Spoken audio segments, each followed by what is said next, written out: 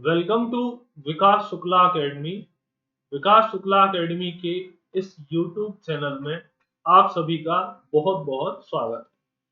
मेरा नाम विकास शुक्ला है और आज मैं आप सभी के लिए अपना जो तीसरा लेक्चर है मध्य प्रदेश का जिलेवार अध्ययन का, उसमें रायसेन जिला लेकर के आप सभी के सामने हूँ। तो अभी तक दो लेक्चर पिछले हो चुके हैं, ये तीसरा लेक्चर रहने वाला है। इसके पहले मैंने भोपाल जिला और सीहोर जिला, जो कि भोपाल संभाग के अंतर्गत आते हैं, उसमें ही आगे कंटिन्यू करते हुए ये हमारा आज का तीसरा लेक्चर रहने वाला।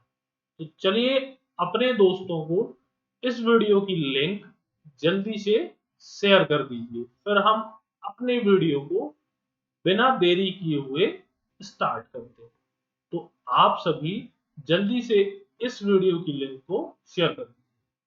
अगर आप चैनल पर नए हैं तो प्लीज चैनल को सब्सक्राइब कर लीजिए और बेल आइकन बना हुआ है उसके बगल में, तो बेल आइकन को भी प्रेस कर लीजिए, जिससे हमारे सारे आने वाले वीडियोस के नोटिफिकेशन आपके पास आसानी से पहुंच सके।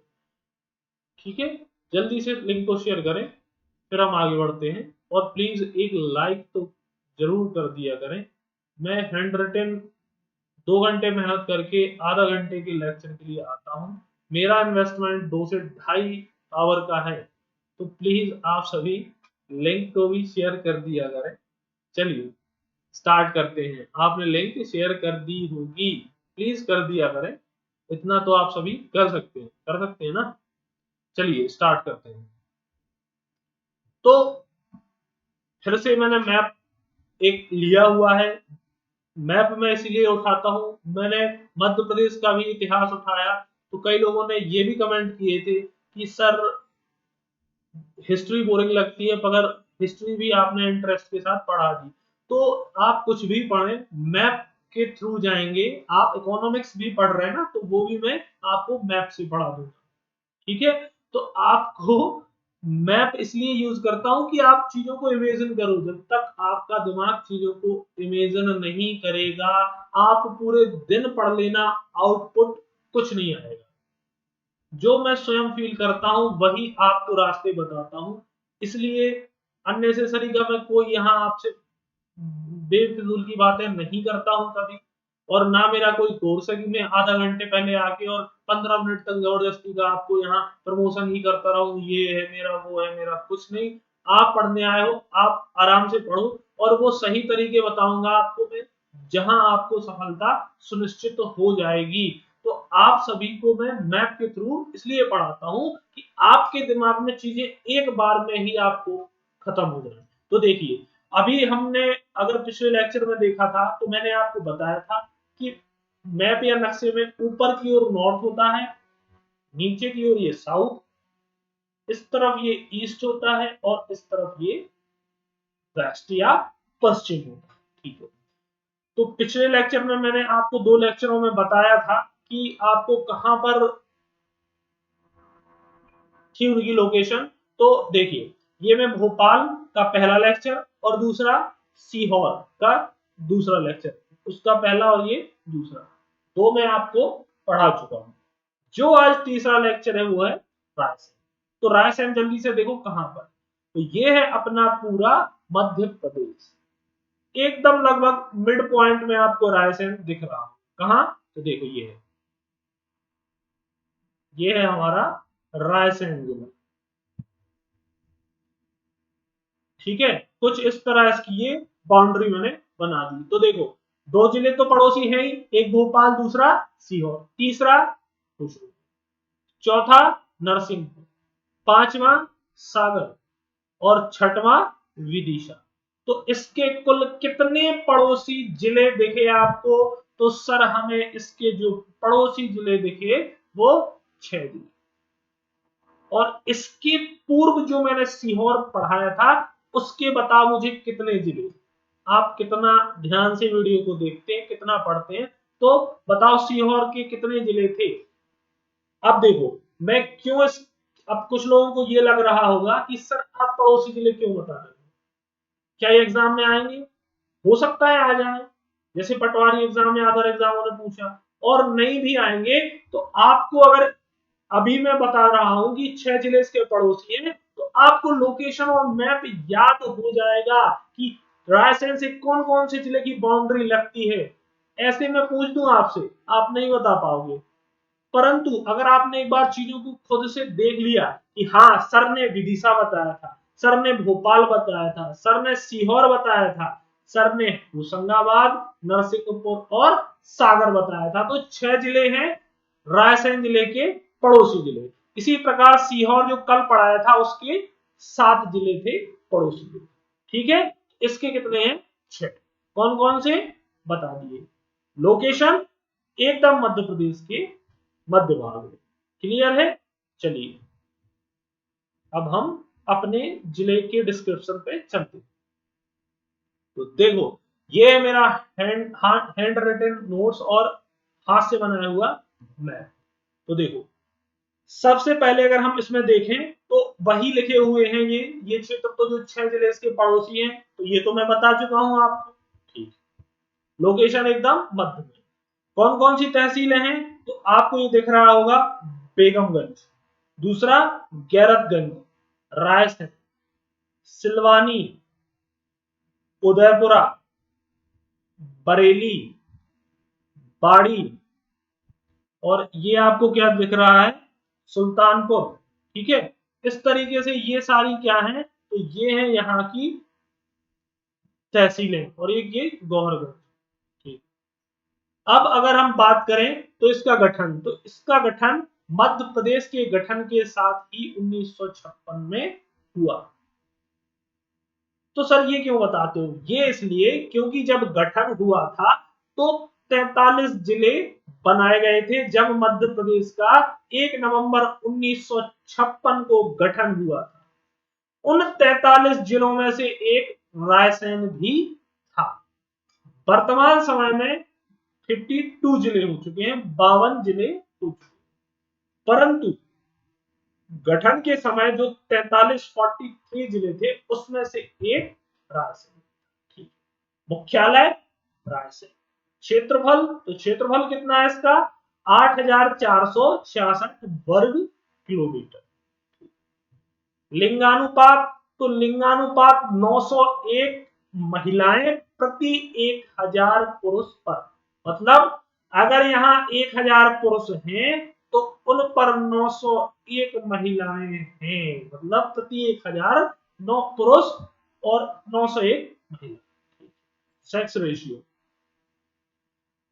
साक्षरता, तो साक्षरता देखिए मध्य प्रदेश की साक्षरता है जो उससे भी ज्यादा है।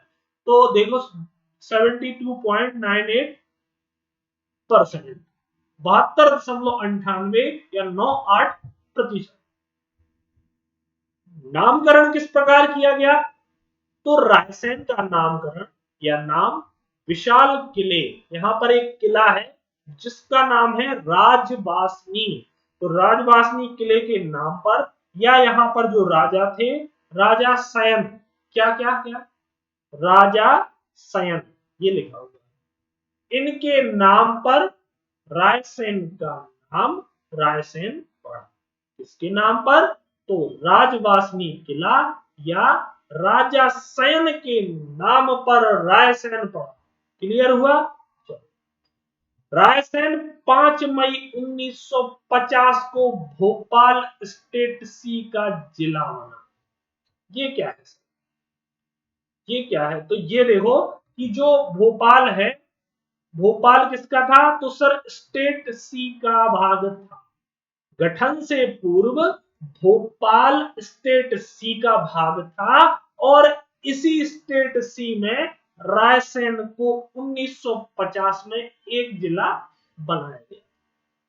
ठीक है, यह तो जब मध्य प्रदेश का गठन हुआ तब की बात है, परंतु इसके पूर्व Madhya Pradesh state A, state B और स्टेट सी 3 हिस्सों में विभक्त था, और यहां पर स्टेट सी जो भोपाल जिसका भाग था उसके ही अंतर्गत रायसेन को 5 मई 1950 को एक जिला बनाया गया। क्लियर?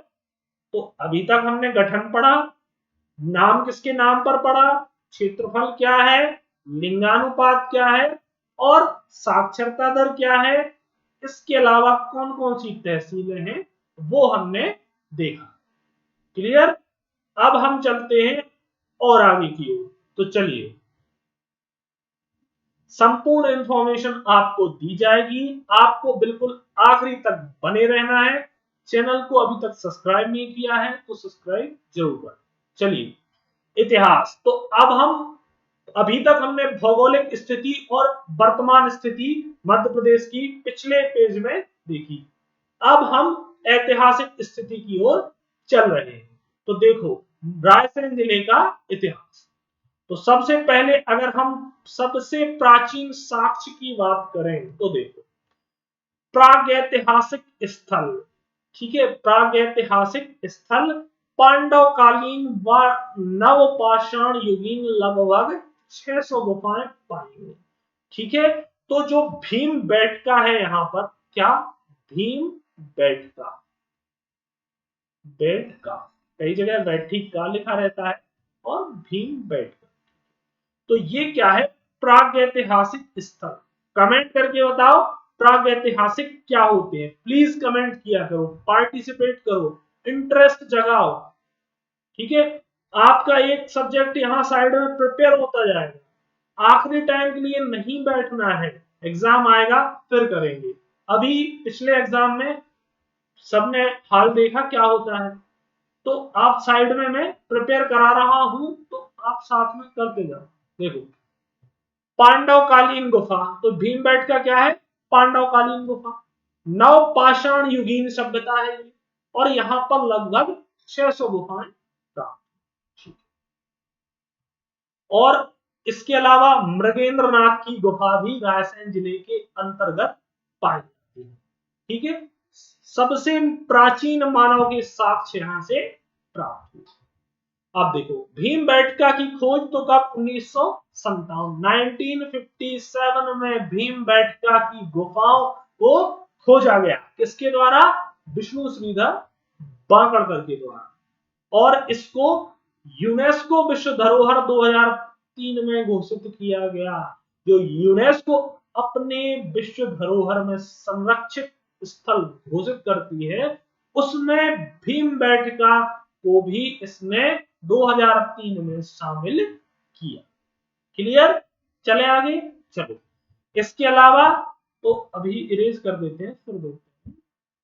देखो, सांची स्तूप, तो सांची के जो स्तूप हैं यह भी रायसेन जिले में आते हैं, इसमें रायसेन जिले। ठीक है, सांची के जो स्तूप हैं वो 3 स्तूप हैं।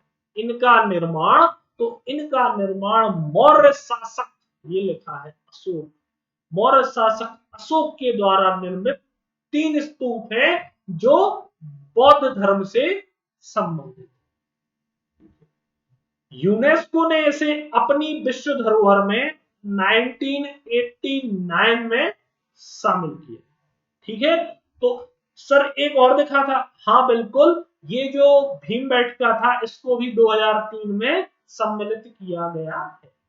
यूनेस्को ने अब तक मध्य प्रदेश के 3 स्थलों को विश्व विरासत स्थल के रूप में संरक्षित किया।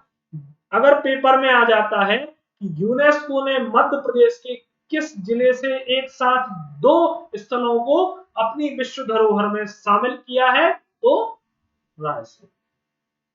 तो सर एक और तीसरा कौन है, खजुराहो, जो सर्वप्रथम 1986 में यूनेस्को के द्वारा विश्व विरासत स्थल संरक्षित किया गया था। ठीक है, कितने हैं, 3, पहला खजुराहो, दूसरा कौन सा है, दूसरा सांची, तीसरा, तो तीसरा सर आपने बताया भीमबेटका, जो 2003 में लेटेस्ट में यूनेस्को की विश्व धरोहर के रूप में संरक्षित किया गया। ठीक है, तो जो सांची के 3 स्तूप हैं, इसके चारों ओर प्रदक्षिणा पथ या परिक्रमा पथ शुंगों के द्वारा बनवाया गया। जो रेलिंग या फिर परिक्रमा स्थल पेपर में पूछा जाए तो पुष्यमित्र शुंग और उसके पुत्र अग्निमित्र के द्वारा बनवाए। एवं तोरण द्वार सातवाहनों के द्वारा बनवाए गए। ये एमपीपीएससी प्री में पूछा जा सकता है। और लोग कंफ्यूज हैं, तो कंफ्यूज नहीं होना है।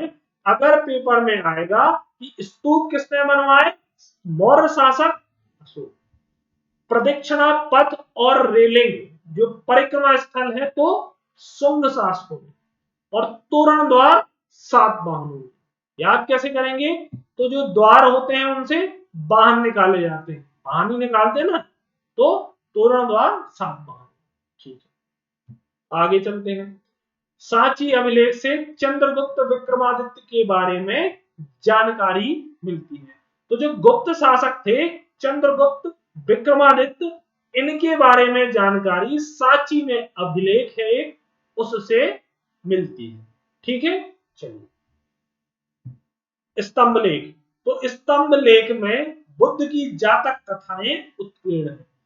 एक बार एसएससी पूछ चुका है कि जातक कथाएं किससे संबंधित हैं, तो गौतम बुद्ध या बुद्ध धर्म से जातक कथाएं संबंधित हैं। और इसमें बुद्ध के जीवन, बुद्ध के गृह त्याग, इससे संबंधित सारी कथाएं सम्मिलित हैं। ठीक है, और इनको ही हम जातक कथाएं बोलते हैं। क्लियर, चले आगे। चलो, नेक्स्ट आपको दिख रहा है कामखेड़ा। क्या दिख रहा है, कामखेड़ा। कामखेड़ा पहली बार कई लोग सुन रहे होंगे शायद, मेरे हिसाब से।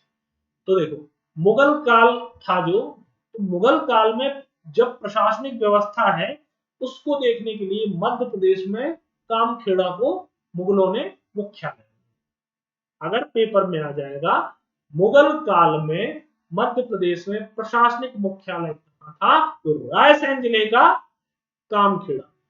क्लियर, मुगल काल में प्रशासनिक मुख्यालय कामखेड़ा। काम काम करते थे ये लोग ना, ठीक है, यहां से अपना सब प्रशासन का काम देखते थे, इसलिए कामखेड़ा, ऐसा कुछ याद कर लो। चलो, इसके बाद ऐतिहासिक स्थल रायसेन का किला। रायसेन का किला, जिस प्रकार ग्वालियर का जो किला है वह अपने आप में महत्वपूर्ण है, जो जिब्राल्टर बोलते हैं जिसको, जिब्राल्टर, जिस प्रकार किलों का रत्न बोला जाता है एक्चुअली, ठीक है, उसी प्रकार रायसेन का किला मध्य प्रदेश में अपने आप में महत्वपूर्ण था। ठीक है, क्या लिखा हुआ है, रायसेन का किला मध्य युग का अभेद्य दुर्ग था। तो जो भी आक्रमणकारी या लुटेरे आए तो उन्होंने क्या किया कि सर्वप्रथम वो क्या करते थे, किसी किला, कोई किला या दुर्ग देखते थे कि क्या होता था, कि जैसे ग्वालियर का किला है, इसको किलों का रत्न क्यों बोला जाता है, क्योंकि यह ऐसा किला है जहां आक्रमणकारी या दुश्मन पर वहां से नजर रखी जा सकती है और उस पर आसानी से दुश्मन अंदर नहीं आ सकता। तो जिस प्रकार ग्वालियर का किला था उसी प्रकार रायसेन का भी किला था, जो कि अभेद दुर्ग था, आसानी से दुश्मन इसमें प्रवेश नहीं कर सकता। ठीक है, चलो, तो शेरशाह सूरी ने धोखा कर पूरणमल जाट से यह किला छीना। तो जो शेरशाह सूरी था, जो हुमायूं का और बाबर का समकालीन था लगभग, तो कहीं ना कहीं शेरशाह और हुमायूं की लड़ाई हो रही थी। और एक व्यक्ति, जब मैं मध्य प्रदेश का इतिहास पढ़ा रहा था तब मैंने नाम लिया था पूरणमल जाट का, अगर याद हो, ठीक है, और नहीं देखा है मध्य प्रदेश का इतिहास तो प्लेलिस्ट में प्लीज जाइए, पूरा एकदम मुफ्त है, देख लीजिए। तो पूरणमल जाट कौन था, तो पूरणमल जाट वह व्यक्ति था जिसने सर्वप्रथम, क्या सबसे पहले, मुगल सेना को मध्य प्रदेश से खदेड़ा था। याद रखना, एमपीपीएससी प्री में किसी ना किसी बार यह प्रश्न पूछा जाएगा, 100% पूरणमल जाट का नाम एक बार आएगा। ठीक है, तो पूरणमल जाट वह वीर योद्धा था जिसने मुगल सेना को मध्य प्रदेश से खदेड़ा। ठीक है, तो ये इतना सोचो, सब मुगल सेना से बड़े बड़े राजा उस समय हार रहे थे, बाबर सबको हरा रहा था, परंतु पूर्णमल जाट सामने जब मध्य प्रदेश में ये चमेरी में हराया बाबर ने मेदिनी राय को, तब पूर्णमल जाट नाम का एक व्यक्ति था, इसने अकेले मुगल सेना को वहां से खदेड़ा था। ठीक है, हालांकि बाबर उसमें नहीं था, बाबर युद्ध जीत के आगे बढ़ गया था, लेकिन कुछ अपनी सेना या कुछ लोगों को वहां रख गया था, उसको इस पूर्णमल जाट ने वहां से खदेड़ा। तो पूर्णमल जाट के अंडर में था रायसेन का किला उस समय, परंतु शेर शाह सूरी ने धोखा करके पूर्णमल जाट की हत्या कर दी, और यह किला अवैध दुर्ग शेर शाह ने पूर्णमल जाट से छीन लिया।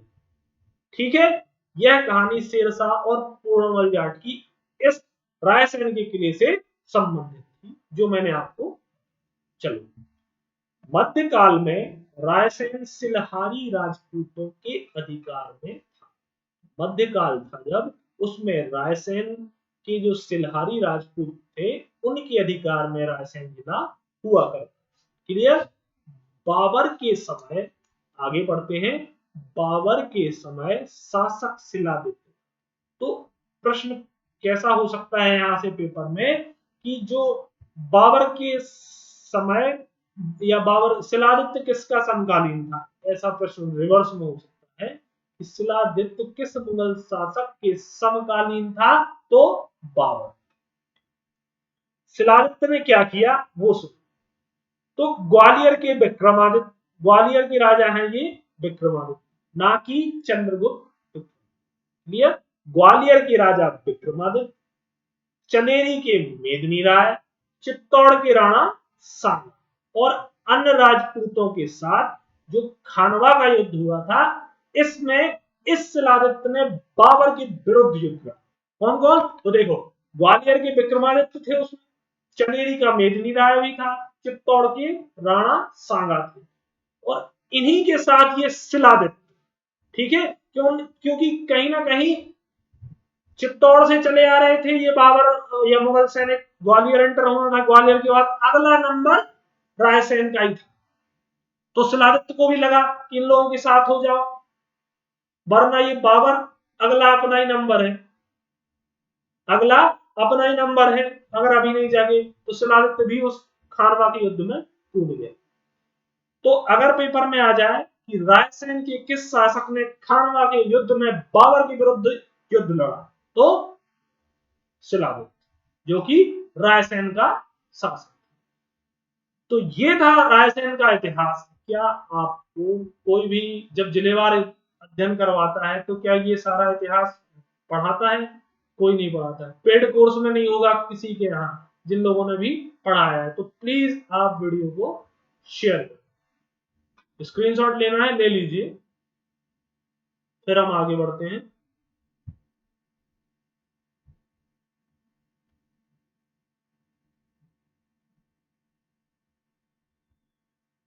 चलिए आगे चलते हैं। तो अब फिर से एक मैंने मैप बनाया हुआ है और उन प्रमुख स्थानों को पॉइंट आउट किया हुआ है। तो चलिए, सर्वप्रथम सांची। सांची में अभी मैंने बताया कि 3 स्तूपों का निर्माण मौर्य शासक अशोक ने करवाया था। तो पहला फैक्ट, स्तूप का निर्माण अशोक द्वारा। दूसरा फैक्ट, बौद्ध विश्वविद्यालय यहां पर है, बिल्कुल है, सांची में बौद्ध विश्वविद्यालय एकमात्र, ठीक है, जहां बौद्ध धर्म की शिक्षा दी जाती है। इसके अलावा पुरातात्विक संग्रहालय भी है यहाँ पे। यूनेस्को विश्व धरोहर को सांची को यूनेस्को ने विश्व धरोहर के रूप में 1989 में सम्मिलित किया। बौद्ध जगत की पवित्र नगरी कौन? सांची। क्लियर है? चले आगे। सांची हो गया, और सांची की बाकी इंफॉर्मेशन मैंने पिछले पेज में स्टार्टिंग में आपको दे दी। चलो, इसके बाद आए हम भोजपुर। तो भोजपुर में क्या है आप सभी को पता है। भोजपुर को किसने बसाया? तो परमार शासक परमार शासक थे ये भोजपुर। क्या है यहाँ पर? तो यहाँ पर राजा भोज के द्वारा विशाल शिवलिंग, जो मध्य प्रदेश का सबसे बड़ा शिवलिंग है, शिवलिंग एकाश्म पत्थर से निर्मित। ठीक है, यह शिवलिंग क्या है? एकाश्म पत्थर। मतलब सर, मतलब यह है कि वह शिवलिंग एक ही पत्थर से बनाया हुआ है। किसके द्वारा स्थापित किया गया? परमार शासक भोज। और इसको क्या बोलते हैं? पूर्व का सोमनाथ। पेपर में कई बार पूछा गया कि पूर्व का सोमनाथ से मध्य प्रदेश के किस स्थान को जाना जाता है? तो भोजपुर, या भोजपुर का अन्य नाम पूर्व का सोमनाथ। ठीक है, जिसको राजा भोज के द्वारा बसाया गया। नेक्स्ट, मंडी द्वीप। तो देखो, मंडी द्वीप जिस प्रकार से मध्य प्रदेश के धार में पीथमपुर मध्य प्रदेश का सबसे बड़ा औद्योगिक क्षेत्र है, उसी प्रकार दूसरा सबसे बड़ा औद्योगिक क्षेत्र या इंडस्ट्रियल हब कहां पर है? मंडी द्वीप। तो यही लिखा है, मध्य प्रदेश का दूसरा प्रमुख औद्योगिक क्षेत्र क्या है? मंडी द्वीप। क्लियर? चलिए, देश की पहली ऑप्टिकल फाइबर कारखाना। ठीक है, तो देश का पहला ऑप्टिकल कारखाना कहां पर है? तो वो हमारा मंडी द्वीप में है। और किसके सहयोग? जापान। तो देखिए, ये पूछा जा सकता है प्रश्न, अच्छा प्रश्न है, मोस्ट इंपोर्टेंट। ठीक है, और सहयोग किस देश का लगा, ये तो और ज्यादा इंपोर्टेंट, क्योंकि बीएचईएल को पूछा जा चुका है कि किस देश के सहयोग से उसको स्थापित किया गया। तो देश की, मध्य प्रदेश की ही नहीं, देश की पहली ऑप्टिकल फाइबर कारखाना कहां पर है?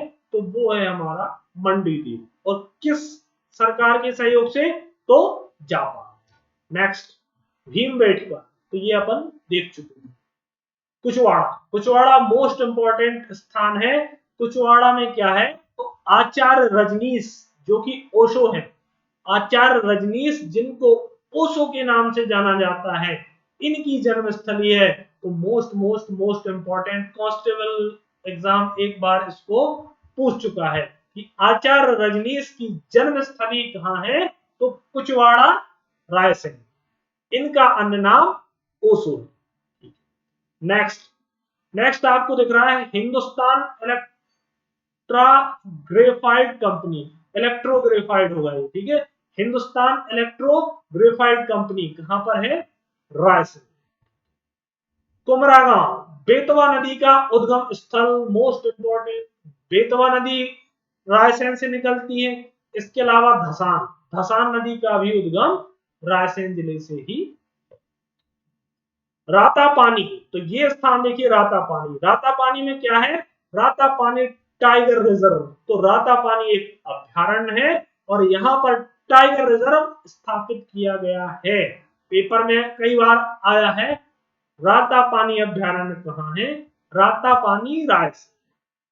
और एकमात्र है जिसमें, एकमात्र अभ्यारण्य जिसमें टाइगर प्रोजेक्ट चलाया जाता है। नेशनल पार्क तो 6 हैं, परंतु अभ्यारण्य मात्र एक है जहां टाइगर प्रोजेक्ट चलाया जाए। नेक्स्ट लिखा है साइक्लोपियन बांध। तो साइक्लोपियन बांध लगभग 11वीं सदी के आसपास का है, जो राजा भोज के समय का। ठीक है, साइक्लोपियन बांध कोई पूछेगा। इसके अलावा हलाली व बारना परियोजना। तो हलाली व बारना परियोजना का संबंध भी कहां से है? रायसेन जिले से। क्लियर हुआ? क्लियर हुए ये स्थान? तो चलिए, आपको स्क्रीनशॉट लेना है तो आप स्क्रीनशॉट ले लीजिए, फिर हम आगे बढ़ते हैं। जल्दी से स्क्रीनशॉट ले लें।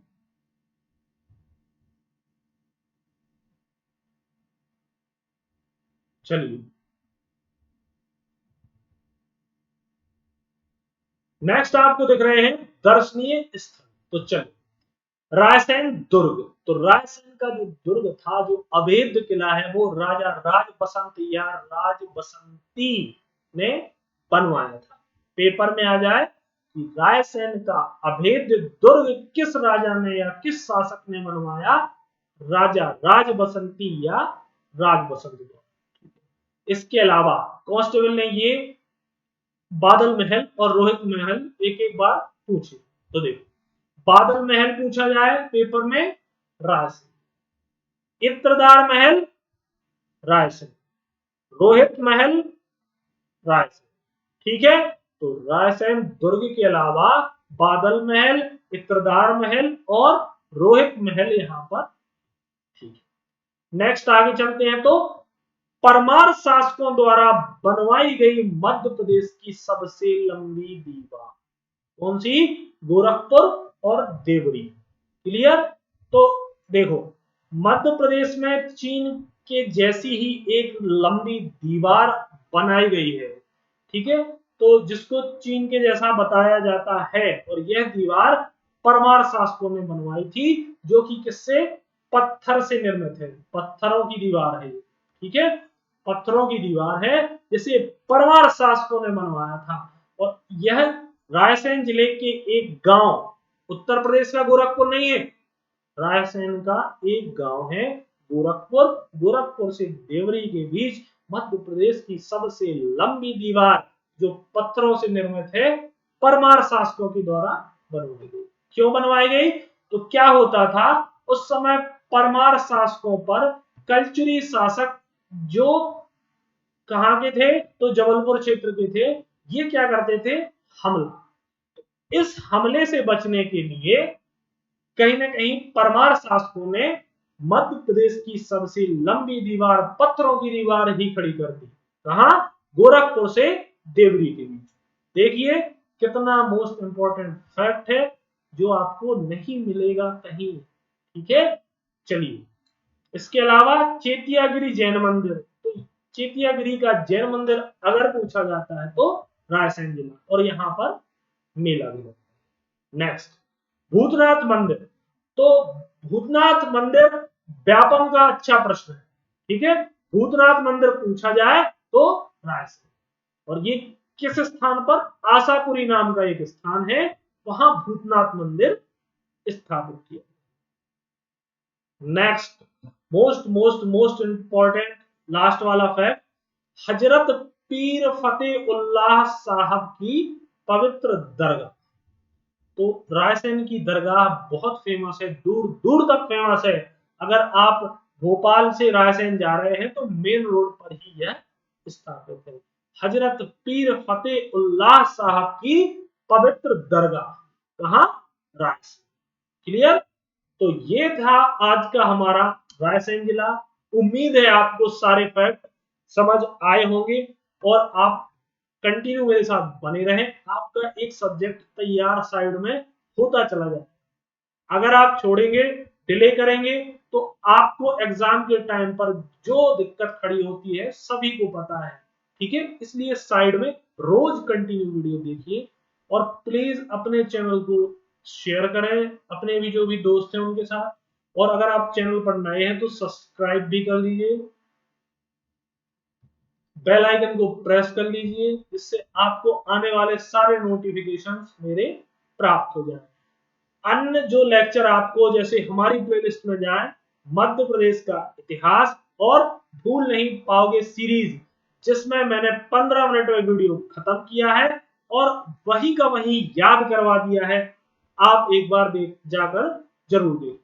ठीक है, और अन्य सब्जेक्ट्स पर भी मैंने वीडियो प्रारंभ किए हैं। जिस प्रकार आपका कांस्टेबल एग्जाम, या फिर हम कहते हैं सी सेट में जिनको दिक्कत जाती है पीएससी वालों को, तो मैंने मैथ और साइंस भी प्रारंभ किए।